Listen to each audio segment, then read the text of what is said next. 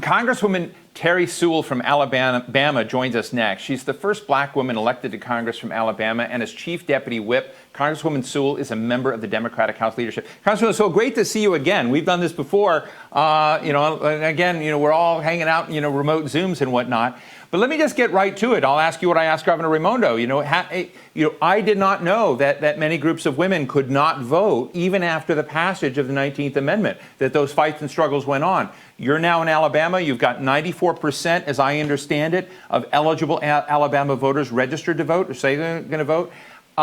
What is the state of play today for women and the vote? Well, first of all, I want to thank the Hill for actually having this wonderful forum to talk about the century of women.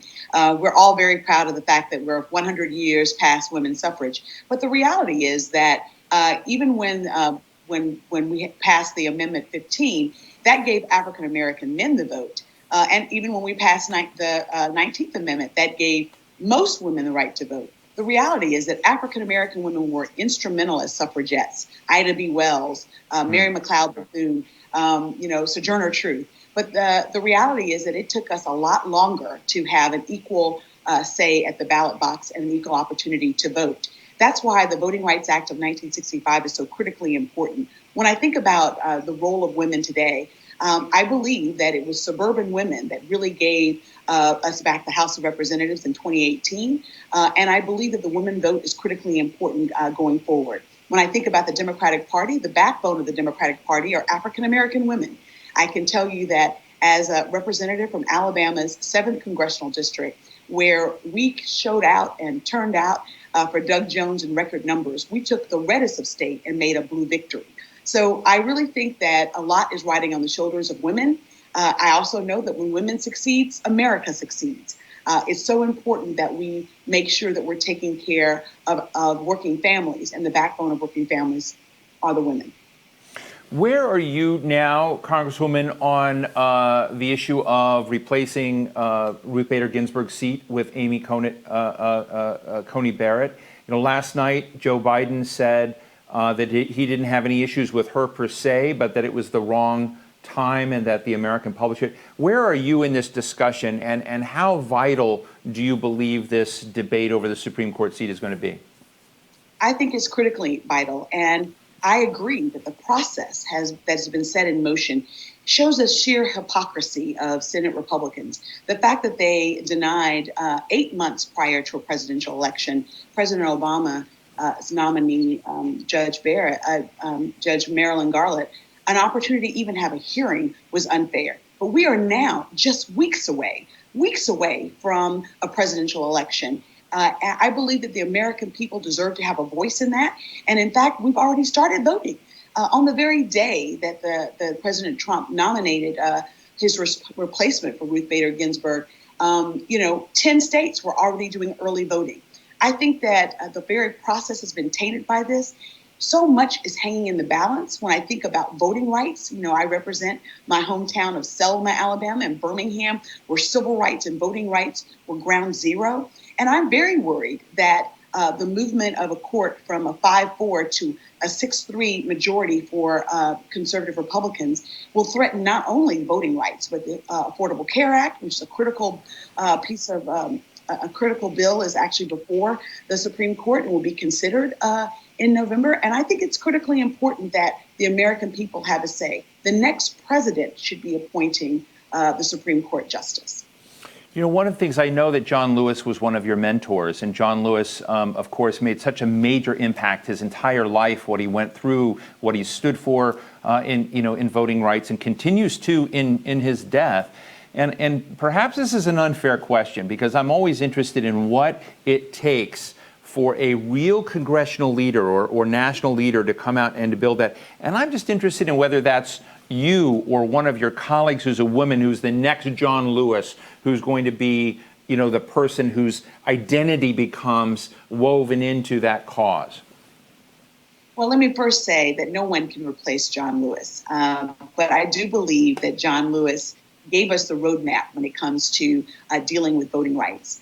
Even though he has gone from us, I do know that his very existence has really impacted my life and so many others. When I think about my job representing Selma, Birmingham, Montgomery, my job is to make sure that his legacy remains and is strong and represented. I think that, I carry the similar piece of legislation, H.R. 4, which is to restore the Voting Rights Act of 1965. Old battles have indeed become new again. And I think it's critically important after the Shelby versus Holder decision, where the Supreme Court gutted much of the Voting Rights Act, that it's critically important to move forward. While I can no more stand in the place of John Lewis, I do believe that I am emboldened, as are so many others who sat at his feet. He gave us a roadmap. He told us that if we see something, say something, do something about it. He told us that getting into good trouble, necessary trouble, was the way that we can move this great democracy forward. And so I'm honored each and every day to carry that seminal piece of legislation that will fully restore the Voting Rights Act of 1965. And as long as I have breath in me and the people of the 7th Congressional District reelect me, I will continue to take that mantle and that baton. Those of us that are direct beneficiaries of the movement owe it to those amazing Americans like John Lewis and Amelia Boynton Robinson, all of these known and unknown foot soldiers of the voting rights movement gave their very blood on a bridge in my hometown, and it's important that we further their legacy. Terri, before we go to an audience question, which we have for you, I know that you have a little bit of history with Senator Kamala Harris. What can you tell us? Well, I am also just ecstatic about Joe Biden's pick of Kamala Harris for his VP nomination. She not only is a strong legislator, a fierce debater, and a fierce defender of the American values, she's also my sorority sister. I too am a member of Alpha Kappa Alpha sorority. When I think about the importance of Black Greek letter organizations to the upward mobility of African American communities, is critically important. And it's a nice addition that she's also an AKA. But the reality is that I believe that she is more than qualified to be our vice president and to help Joe Biden lead this country forward. She was a great pick. And in fact, I believe that really shows that Joe is not afraid of strong women. And I think that speaks well for his administration and for his presidency. We're going to have to do a show on that AKA network one day. We have a question from Rachel. Rachel? Hi, I'm Rachel Newsom, Vice President for Federal and State Health Policy at the Commonwealth Fund. My question is, how can we keep women engaged and motivated to participate in the political process when everywhere we turn, it feels like our rights are threatened and hurdles are being put up in our way, especially for women of color who have historically been marginalized and dismissed? Thank you so much. What a great question. Thank you for that. Yeah, very good question. I think that you actually made the case for why women must remain engaged in the political process. Too much is at stake that affects our very existence and those of our families for us not to have a seat at the table. And as Shirley Chisholm said, if there is no seat at the table, bring your own folding chair and get to the table. I believe that now more than ever, women, especially those of us who've been marginalized when it comes to economics, the fact is that for every dollar that a man makes, women make 78 cents, but African American women make 64 cents, and Hispanic Latinx women make 54 cents. So we have a lot at stake to lose by not amplifying our voice. I often tell the folks back home that I believe in a season of service for all of us to whom much is given, much is required. And that season of service doesn't necessarily mean electoral politics, but it does mean that we should all be advocating and pushing those who can best represent us in every election. We should be voting. Too much is at stake for us to be on the sidelines, for women to be on the sidelines. We have to not only make our voices heard by voting, but we must advocate on the issues that matter most to us and our families. It's proven by so many of these political scientists that when women are at the legislative table, better legislation is actually developed, and better legislation and stronger legislation affecting the environment, domestic and foreign issues, and definitely issues that face the family. Congresswoman, we only have a couple of seconds left, but I cannot not ask you this. Last night in the debates, President Trump refused to reject the support of white supremacists. We have the decision out of Kentucky regarding Breonna Taylor. And I want just to ask you in a serious, kind of non-cookie cutter way, what is it going to take to restore trust across some of these lines, particularly racial lines? I mean, I know you're working at this all the time. You must be with your constituents. But I mean, how does it feel and what do we do? So I think that it was really appalling and very disturbing that the President of the United States would not unequivocally condemn white supremacy in all of its forms, but rather was doing dog whistling on that issue. To me, it was the most depressing part of last night's debate.